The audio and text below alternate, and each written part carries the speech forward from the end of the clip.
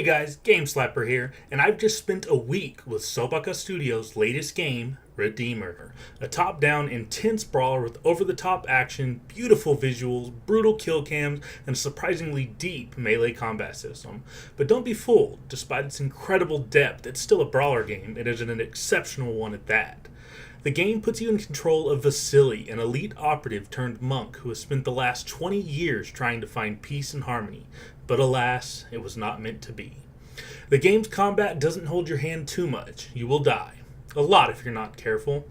Luckily, Redeemer gives you multiple ways to dispose of your enemies, whether it be with your vicious hand-to-hand combat skills, strung together fluidly between punches, kicks, and parries, or your adaptability with melee weapons like axes, knives, crowbars, or shock batons. You will always be satisfied in brutalizing your opponent in an up-close and personal fashion. You can also dispose of your enemies with environmental kills, and there are plenty of opportunities to do so. And don't forget Vasily is an arms master as well, able to wield an arsenal of ranged weaponry from shotguns to pistols, also assault rifles. There's no shortage of ways to obliterate your opponents, but don't be fooled. Even with all of this at your disposal, the enemy AI will destroy you quickly if you aren't careful. They aren't all pushovers either, whether you're dying from close-range shotguns or carelessly dodge rolling over the edge of a bridge, or maybe you just got surrounded by mutants and taken to Pound Town. Either way, it's a ton of fun. I played the game on PC using an Xbox One controller.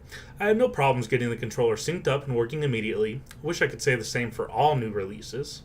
The PC version of Redeemer features the usual options to tweak under the display settings: anti-aliasing, post-processing, shadows, depth of field, the things you would expect on a PC game.